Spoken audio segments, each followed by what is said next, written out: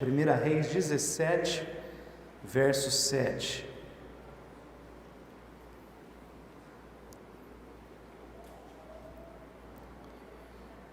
Todos encontraram?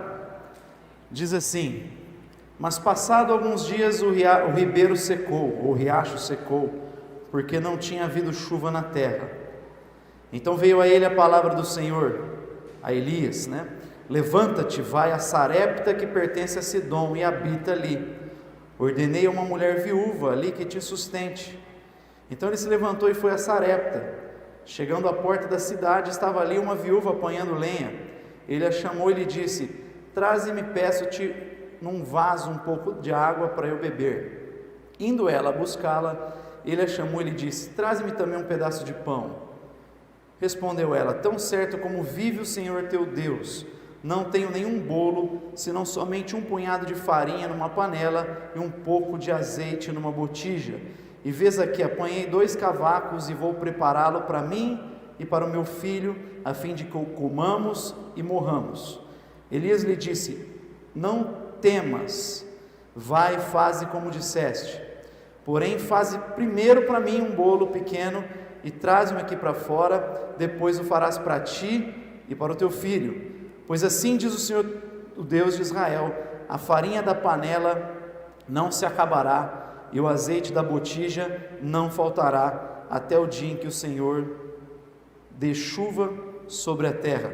Pois foi ela e fez conforme a palavra de Elias. Assim comeu ele e ela e a sua casa por muitos dias. Da panela a farinha não se acabou, e da botija o azeite não faltou, conforme a palavra do Senhor falada por intermédio de Elias. Amém. Te damos graças, Pai, pela tua santa palavra. É ela que sustenta a nossa vida. Nós não caminhamos na nossa força, na força do nosso braço. Nós não caminhamos segundo o nosso próprio entendimento. Nós não somos chamados a depender de homens, a depender de reis, a depender nem de nós mesmos. Somos chamados a depender de Ti. É o Senhor que nos sustenta, e que nessa manhã o Senhor venha imprimir essa verdade no nosso coração. Que o Teu Espírito encontre em nós um coração aberto para receber a Tua palavra, no coração de cada um que nos acompanha nessa manhã, para que ela venha cumprir os desígnios dela e venha trazer mudança, crescimento, cura para o nosso coração. É o que nós te pedimos em nome do Teu Filho Jesus. Amém. Amém. Há uns 20 anos atrás eu me lembro que eu fui visitar uma família com o pai do Danilo, e a gente era um apartamento no centro da cidade, e quando abriram a porta do apartamento, um homem, meia idade, um semblante claramente abatido, cansado, e ali a gente foi entrando no apartamento e entramos no quarto dele. E eu me lembro assim que pela primeira vez eu me deparei com uma situação de ver uma depressão muito forte, muito grande na vida de uma pessoa. Eu ainda era bem jovem, e o quarto bem escuro, aquele ambiente pesado, carregado. A esposa dele estava na cama, e ela já estava naquela condição há quase 2 anos. Há quase 2 anos ela não saía da cama, ou mal saía da cama para comer alguma coisa e voltava, em função de uma perda que ela havia tido. E claramente você vê no rosto do marido já o cansaço, tentando ajudá-la a lidar com aquela situação, da filha. Mas a mulher estava naquela condição há muito tempo, se entregou. Há muita gente que passa por situações de perda que entrega os pontos, como a gente fala, joga a toalha, se rende, fica numa situação de um abatimento tão grande que não consegue se erguer, se levantar, não consegue tirar força de lugar algum para continuar a vida, para seguir em diante. E é o que eu vi ali naquela situação. Eu me lembro de um livro antigo, já virou meio clichê, mas eu li há muitos anos também, virou na época um best-seller, Quem Mexeu no Meu Queijo, que contava a história de 4 personagens, e lidaram com uma perda. Tinham perdido lá a provisão deles, e um dos personagens ficava o tempo todo se lamentando, Onde foi parar o meu queijo? Quem que mexeu no meu queijo? Quem é que foi? Ele ficava angustiado, voltava para a casa dele, voltava para o lugar onde estava lá a provisão. Quem mexeu no meu queijo? O que foi? Enquanto os outros seguiram adiante. 2 personagens eram os ratos, que logo que viram que acabou a provisão, saíram em diante procurando mais. Um dos homens ali ficou lamentando, mas daqui a pouco ele falou: preciso fazer alguma coisa. Se levantou e saiu no labirinto lá procurando mais.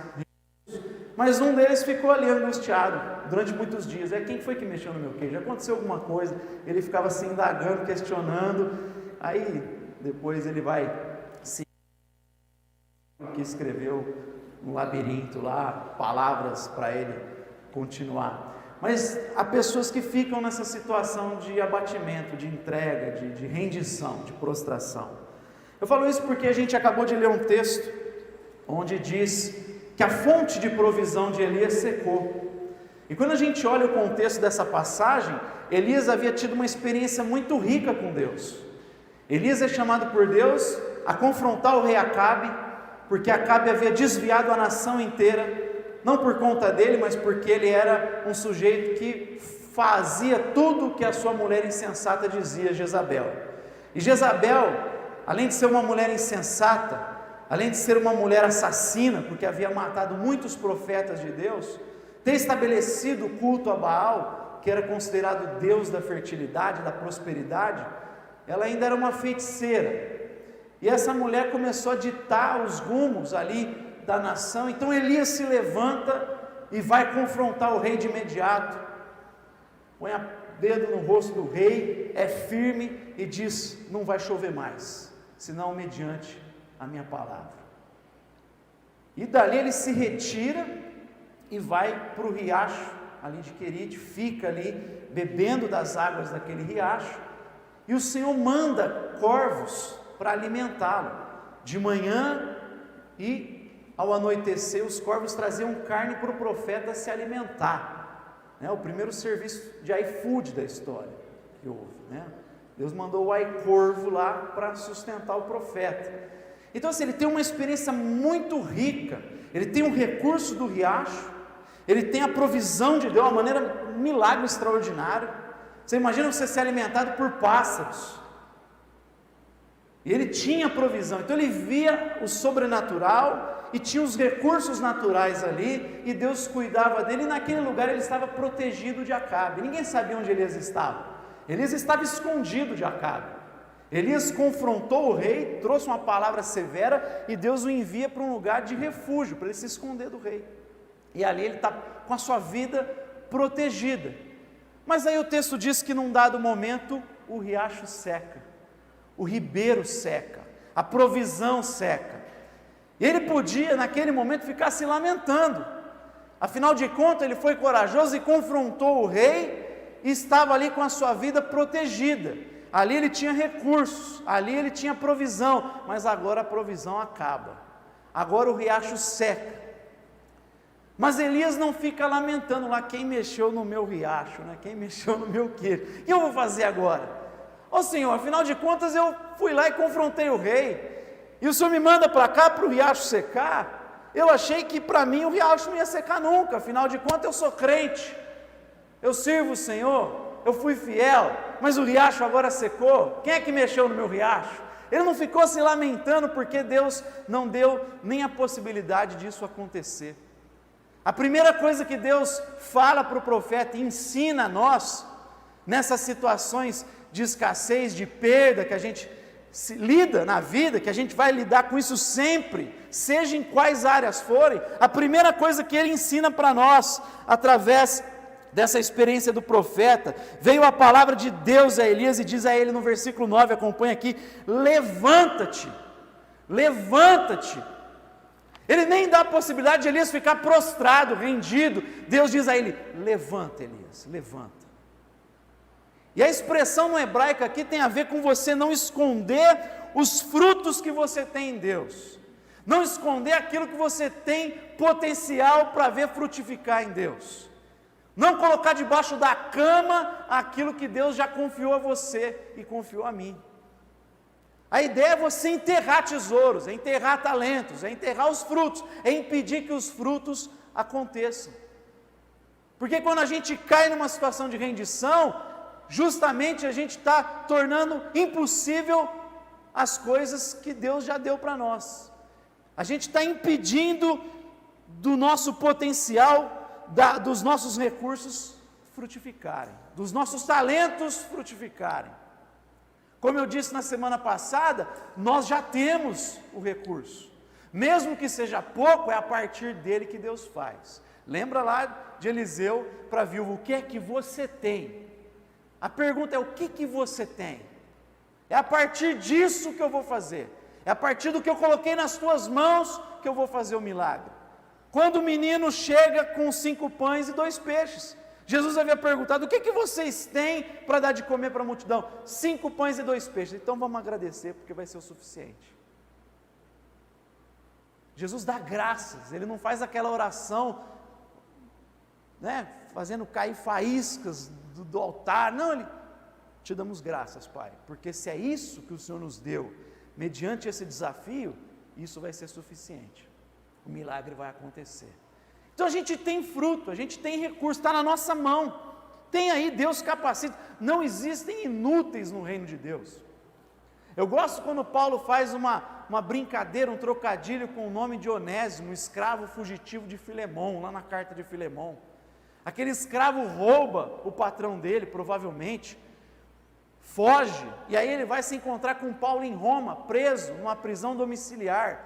Paulo prega, aquele escravo se converte, e ele assume as implicações da conversão, ele vai se reconciliar com Filemão, o seu senhor, mesmo que naquela conjuntura, ele pudesse ocasionar sua própria morte, seu castigo, mas Paulo manda uma carta para Filemão, através de Onésimo, falando para ele aceitar aquele homem, não mais como escravo, mas como irmão em Cristo Jesus, e aí, ele fala, antes ele era inútil, mas agora ele é útil tanto para você quanto para mim. O nome Onésimo significa útil. Não existem inúteis. Quando a gente se converte, a gente passa a ser habitação do Espírito Santo de Deus. Paulo diz aos Efésios que ele colocou o Espírito como penhor, como certeza de que você é propriedade de Deus e de que você tem a salvação. E se você e eu somos a habitação do Espírito Santo de Deus, é impossível ser inútil. É impossível. O Espírito produz fruto na nossa vida. Não apenas o nosso caráter, como esses que estão descritos aqui nas paredes do templo, mas inclusive os talentos, os dons, é Ele que concede isso para nós. Então a gente tem isso na mão. Quando a gente se rende diante de um ribeiro que seca na nossa vida, é como se a gente estivesse dizendo que é inviável, que não tem onde, a gente está enterrando o que Deus nos deu e todas as possibilidades que Ele colocou na nossa mão. Deus está dizendo para o profeta, levanta, para, nem olha para o riacho que secou, levanta porque fui eu que te chamei, levanta porque eu sou o seu Deus, levanta porque não é Acabe que sustenta coisa alguma aqui, levanta porque não é Baal que vai te sustentar, assim como ele diz para nós nessa manhã, levanta porque quem sustenta você não é o Bolsonaro, não é o Dória, quem sustenta você não é governo, quem sustenta você não é o teu patrão, não é nem você mesmo, quem te sustenta sou eu, que alimento a ave e visto o lírio, eu sustento você. Levanta porque eu já derramei dom sobre a tua vida, levanta porque eu já coloquei recursos na tua casa, levanta, não caia numa situação de abatimento completo, de frustração, de entrega, não joga a toalha, eu não te mandei jogar a toalha. Se você entrou aqui, você está respirando, tem fôlego de vida nas tuas narinas, porque Deus cuida de você, levanta, amém?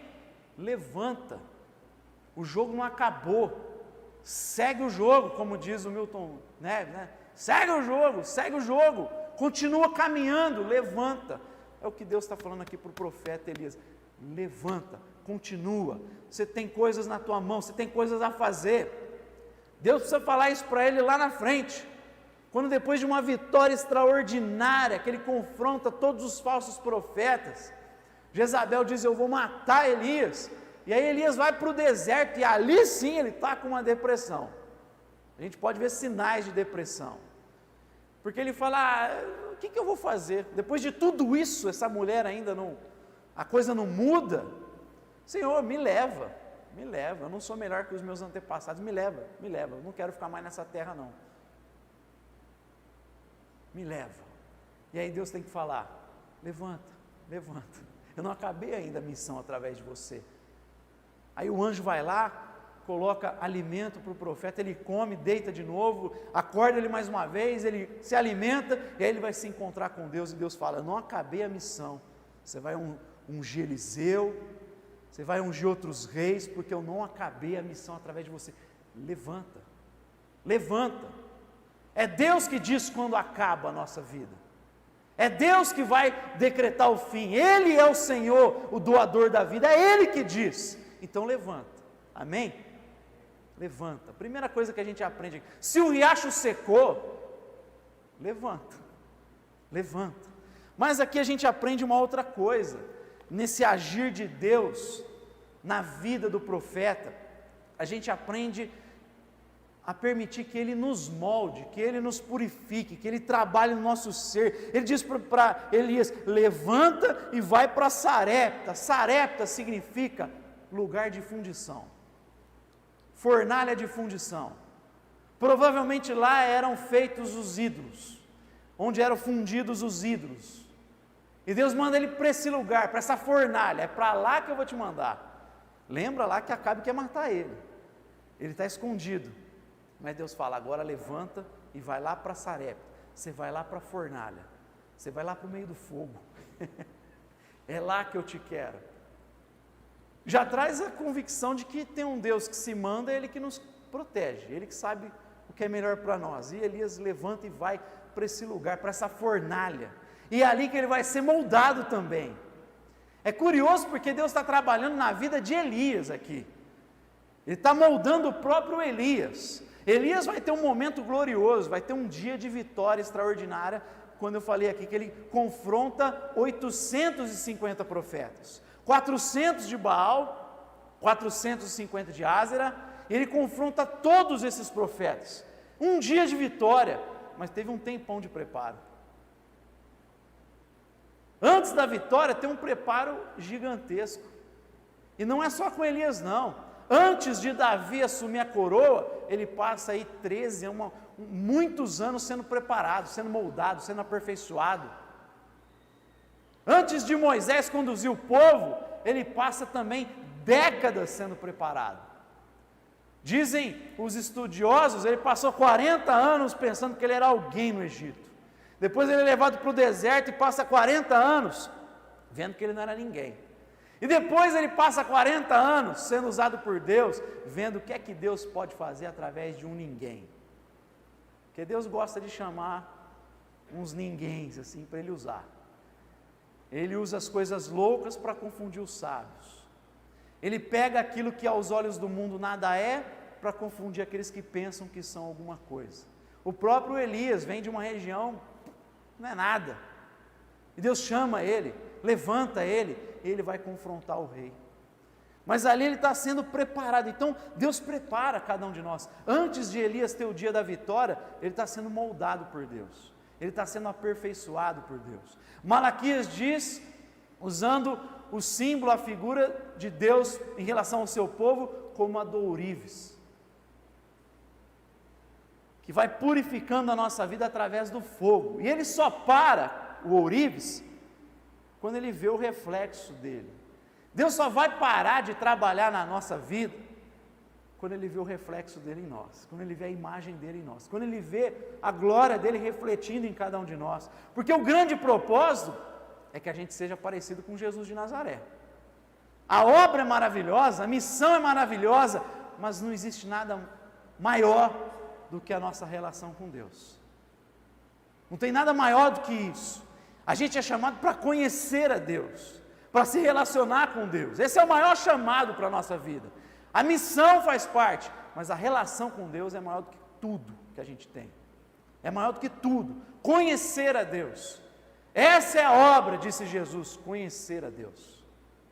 Revelar a Deus a nós, para que a gente conheça esse Deus e se envolva com esse Deus. E no que a gente se envolve com esse Deus, nessa relação com esse Deus, Ele vai, vez por outra, nos jogar na fornalha e vai começar a moldar a gente e vai tirar todas as imperfeições. O objetivo não é o nosso mal, o objetivo é o nosso aperfeiçoamento. Mesmo que doa, é que a gente seja aperfeiçoado. A única coisa que vai queimar em você e nos filhos de Deus é aquilo que nos prende, é aquilo que nos amarra, é aquilo que é para queimar mesmo, é palha, é para queimar mesmo. Lembra lá dos amigos de Daniel? São jogados na fornalha, e ela estava tão quente, 7 vezes mais, que quem joga eles é morto ali, de chegar próximo. Jogam os amigos de Daniel, e os amigos de Daniel também não estavam falando, Deus vai me livrar aí, porque eles falam, Deus pode, nosso Deus pode tudo, mas mesmo que Ele não fizer, a gente não vai se curvar a outro Deus. Mas aí daqui a pouco Nabucodonosor toma um susto, mas pera lá, né? Ou desaprendi a matemática, porque a gente jogou 3 caras e eu estou vendo 4 lá dentro, porque o próprio Cristo está passeando na fornalha, protegendo os seus. E sabe a única coisa que se queimou ali, você lembra?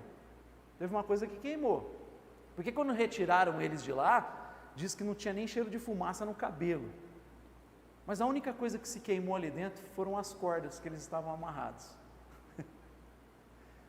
Só a corda que se queimou. A única coisa que vai queimar você é aquilo que te prende, porque o objetivo de Deus é nos levar ao crescimento, a romper com as nossas limitações. A gente é chamado para crescer em Deus.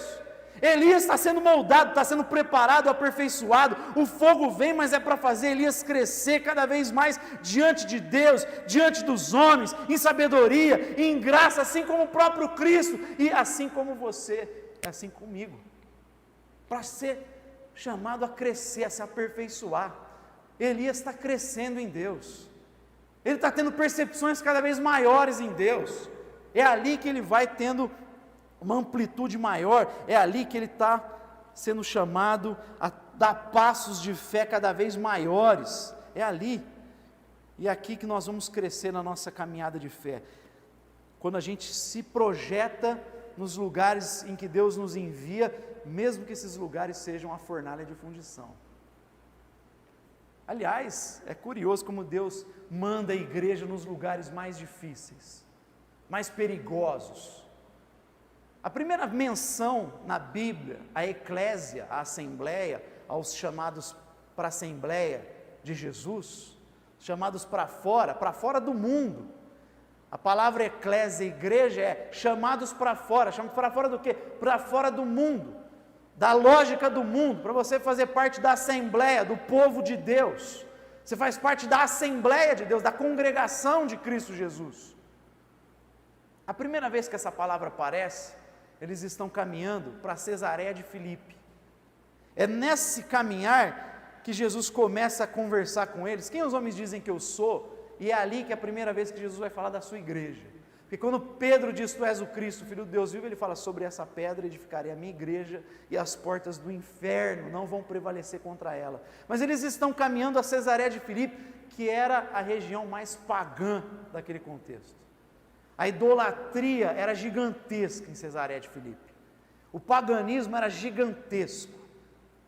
O desafio era gigantesco. Eu não acho que é por acaso que a primeira menção que acontece sobre igreja é quando eles estão caminhando para Cesareia de Filipe, para o lugar mais difícil.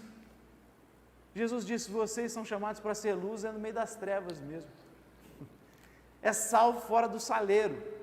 É ali que a gente cresce, é ali que a gente vai vendo a mão de Deus. Quando a coisa está difícil, fala, é impossível, é ali que a gente vê Deus agindo. Porque em terceiro lugar, ele chama a gente para depender totalmente dele. Vai para Sarepta, aí comigo, versículo 9, vai a Sarepta, que pertence a Sidom, ou seja, é o lugar difícil, é o lugar dos ídolos, é o lugar onde os ídolos são fabricados, onde as imagens estão sendo fundidas ali, é no lugar onde Acabe pode te achar, mas é ali que você vai ver que vale a pena depender de mim. Elias é chamado para depender de Deus, assim como você e eu somos chamados para depender do Altíssimo. Elias, ele é um sinal para a nação inteira, de que vale a pena depender de Deus. Como eu falei, o culto a Baal estava crescendo, a idolatria tinha tomado proporções no país inteiro, na nação inteira. Elias é um sinal, não só com a palavra dele, ele é um sinal, ele é um sinal de contraste entre quem serve a Baal e quem serve a Yahvé.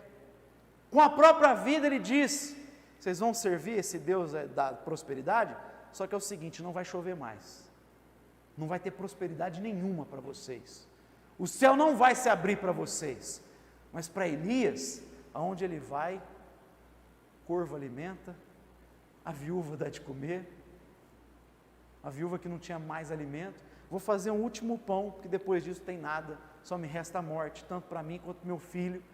E Elias diz, faz um bolo para mim antes. Olha que palavra maluca.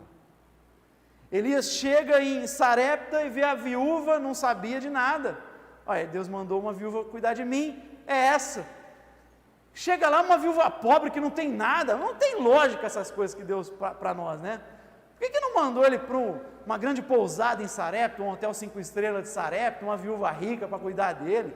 Como Eliseu tinha uma viúva rica que cuidou dele em muitos momentos, ele poderia descansar na casa dela, fez um quarto para ele, preparou um quarto para ele, mas Elias chega numa viúva pobre que não tem nada.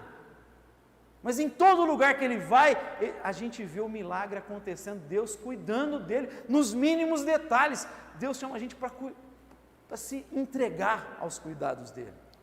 Jesus chamou os discípulos e disse assim, olha, vão de 2 em 2, vocês vão entrar de casa em casa pregando, mas ele diz uma palavra em Lucas 10, não levem bolsa, túnica extra, só uma sandália no pé, não levem dinheiro, vocês vão depender de mim, vocês vão depender do Altíssimo, vocês vão depender daquele que fez cair maná no deserto, vocês vão depender daquele que conduziu o povo por 40 anos, e nem a sandália deles se desgastaram, aquele que cuida. A gente é chamado para se colocar aos cuidados de Deus. Como eu falei aqui, quem cuida de você não é o seu patrão, não é nem você mesmo, não são os governantes, não é nem o sistema de saúde. Quem cuida de você, acima de tudo, embora use esses mecanismos, é o nosso Deus, é Yahvé que cuida de nós, é Ele que tem o poder de lançar no inferno tanto o corpo como a alma, destruir ambos, Ele que dá a vida e Ele que pede de volta, é Deus que cuida de nós. A gente é chamado para se colocar aos cuidados desse Deus, a depender todo dia desse Deus. É que a gente muitas vezes é tomado pelo medo, pela preocupação demasiada, nós somos extremamente ansiosos. A ansiedade já era um mal nos dias de Jesus, hoje ela é um mal crônico na sociedade. A maioria das pessoas sofre de ansiedade e de doenças crônicas, porque a gente é a sociedade do imediatismo, a cultura do pra já, a cultura do iFood, é a cultura que a internet demora 3 segundos, a gente já fica ansioso, vai. Falar para essa geração da internet de escada, sério, vocês demoravam uma noite inteira esperando carregar para baixar uma música, era assim, na época do finado Orkut.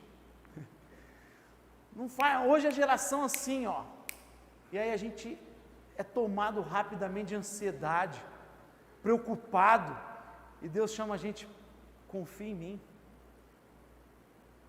Paulo escreve aos Filipenses, lancem a sua ansiedade, tudo pela oração e súplica, apresente os seus pedidos a Deus. Aí Pedro vai dizer, lance sobre ele a sua ansiedade, porque ele cuida de vocês, Ele tem cuidado de vocês. Quem está cuidando de você é Deus, irmão. Quem está cuidando da minha família é Deus. É Deus que cuida, Ele sabe o que é melhor para nós, e a gente precisa aprender a se colocar aos cuidados dEle dia após dia, porque a gente vai ver a mão dEle, mesmo que não seja no nosso tempo, no nosso ritmo, sempre a gente vai ver a provisão dEle. Se não for a provisão de recursos, Ele vai dar inclusive a provisão de força para você se tornar uma pessoa melhor. Nem sempre o fruto vai vir de imediato, mas a força para você alcançar esse fruto. Ele vai te dando força, capacidade, uma hora você vai começar a brilhar a glória dEle, mas a gente é chamado para se colocar aos cuidados, depender de Deus, dependa do Altíssimo, dependa de Yahvé, dependa daquele que, como eu falei, veste o lírio e dá de comer para a ave do céu. Jesus, né? Olha lá, ela tão preocupada com o quê? não trabalham, não colhem, não armazenam a comida em celeiro, contudo o Pai as alimenta. Vocês têm muito mais valor do que os pardais, do que as aves dos céus. Jesus está falando isso para você. Não o responsável, é Jesus que está falando. Creia em Deus, coloque a sua vida aos cuidados. Não deixe de ser dominado pelo medo, pelo desespero.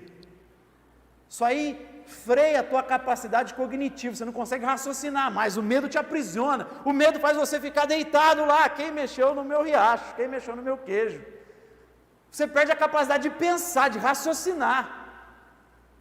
Fica lá preso, a vida acabou. Não, a vida continua, você está aí respirando, continua, porque Deus cuida de você. Dependa de Deus, irmão, dependa de Deus. A gente é chamado como igreja, acima de tudo, a depender de Deus. Se tem alguém que é chamado a depender de Deus, é a igreja. E por fim, ele está fazendo tudo isso em Elias. Ele vai lá, levanta Elias e fala para nós nessa manhã, levanta, segue, continua o jogo, não entrega a toalha não. Ele fala, olha, deixa eu moldar você, eu vou vir com fogo através, na tua vida, eu vou vir com fogo através das circunstâncias, mas é para te melhorar, é para te aperfeiçoar, é para fazer você crescer, você vai entender mais. Dependa de mim, mas acima de tudo, porque Ele também quer usar você. Ele não está só agindo em Elias, Ele está agindo através de Elias.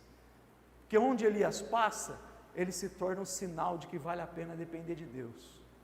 Meus irmãos, como eu falei, Ele chamou um homem simples, Ele chamou Elias, o cara vem de uma região simples, pequena, o cara que a gente não ouve falar nem da genealogia dele. Quem é Elias?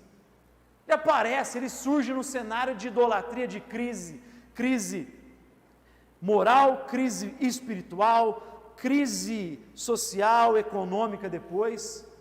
Ele chama Elias. E nesses dias ele chama a igreja para ser um sinal de esperança para o mundo. Não é só a palavra de confronto, mas é o sinal de esperança. Elias está servindo de referencial para a nação. Vale a pena confiar em Deus. Não confie em Baal, confie no Altíssimo. Ele chamou a igreja para ser sinal de esperança. Hoje o mundo não vai ver esperança em lugar nenhum, a não ser na igreja, a não ser nos Elias que Deus mandou caminhar nesse Brasil, em Ribeirão Preto.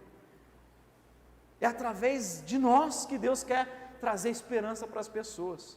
Eu acho curioso porque quando tudo parece que está dando certo, Deus chama um profeta para falar, não tem nada certo aí não, vocês estão em rebeldia e o juízo vai vir, como Elias falou. Mas quando a coisa está na escassez, Ele chama a igreja para falar, tem esperança, quando você olha para o Altíssimo. É a igreja que vai fazer isso hoje no Brasil, no mundo. Não é governo, não é militar, é a igreja que é sinal de esperança. É a igreja que tem que mostrar que existe um Deus que é vivo. E quando as pessoas olharem para você, vão ver, a farinha não acaba, o azeite está aí em todo o tempo. Ou vai ver você na escassez e não vê você murmurar em momento algum, não vê você indignado, revoltado com a vida, com Deus, vê você ali confiante, vê você hoje, no momento de crise, se reunindo ao domingo para falar, eu te louvarei em toda e qualquer circunstância, eu vou te louvar. Vê a gente se reunindo pela manhã dizendo, toma o teu lugar, Senhor, toma o teu lugar na nossa vida, Tu és Senhor da nossa vida. Pode estar imperando o caos e o medo, apavorando todo mundo, mas nós cremos que existe um Deus que cuida do seu povo, nós cremos num Deus que cuida de cada um de nós, e que nos acompanha em todo o tempo, até no vale da sombra da morte. É para ser sinal de esperança não é ficar sentado e pedindo, Senhor, eu creio que o melhor virá, dias melhores virão. Não, é pensar na esperança, como diz certo pensador brasileiro, do verbo esperançar. É você caminhar em direção a essa mudança. Elias não está sentado pedindo, vai melhorar. Não, ele já chega e confronta o rei e fala, não vai chover. Para mostrar que Baal é um falso Deus e vocês estão construindo a sociedade num lugar errado. Não vai chover. Por que Elias tem tanta coragem de fazer isso? Por que ele tem essa coragem? Sabe por quê? Abre comigo no último texto, Tiago, capítulo 5.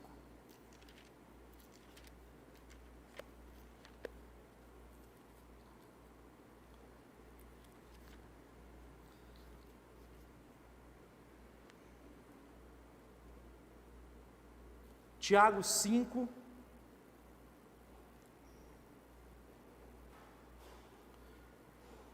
versículo 17 e 18 diz assim: Elias era homem sujeito às mesmas paixões que nós. Ele era igualzinho você e eu. Tinham tentações. Ele era tentado a seguir a manada de Israel. Ele era tentado, como todo mundo, a se calar diante de Acabe, diante da maluquice que Jezabel estava fazendo. Ele era sujeito às mesmas paixões, à incredulidade, ao medo, à idolatria, aos pecados, e ele orou com fervor para que não chovesse, e durante 3 anos e 6 meses não choveu sobre a terra, e orou outra vez e o céu deu chuva, e a terra produziu o seu fruto. Sabe por que Elias tem coragem? Porque Elias ora muito. Sabe por que Elias tem coragem de aparecer no cenário público e falar a palavra de Deus? Porque ele é conhecido de Deus no secreto. Ele tem relação no secreto, no privado. E aí ele vai com fervor para a esfera pública e fala o que tem que falar. Porque ele tem relação com Deus, ele é assim com Deus, ele anda com Deus. Ele é cheio da vida de Deus. A nação está apodrecendo, não tem vida nenhuma de Deus, mas Elias está cheio da glória de Deus. Ele ora. O que falta para nós hoje talvez seja oração, seja se colocar diante de Deus, para que a gente tenha fé para ser esse sinal de esperança. Se a gente está sendo movido pelo medo, pelo desespero, é porque está faltando fé e oração para cada um de nós. A gente precisa, como igreja, se colocar aos cuidados de Deus. A gente precisa orar, porque quando a gente ora, a gente vai se tornando dia após dia sensível à voz de Deus, e aí a gente tem coragem para falar, porque sabe que tem um Deus que nos ouve, a gente tem certeza que Ele ouve a nossa oração. A gente é chamado para levantar. O ribeiro secou aí na tua vida? Eu não sei. O que você perdeu? Ou para usar o livro lá que virou clichê, o queijo, que queijo que você perdeu nesses dias? Levanta. Para de ficar, levanta e deixa Deus trabalhar em você, deixa o fogo vir, se o fogo vier, você está em Deus, é para te aperfeiçoar, dependa de Deus, para que assim você seja um sinal de esperança para esse mundo. A nação está precisando de esperança, e você é o instrumento que Deus quer que traga a esperança para as pessoas, amém? Vamos ficar de pé?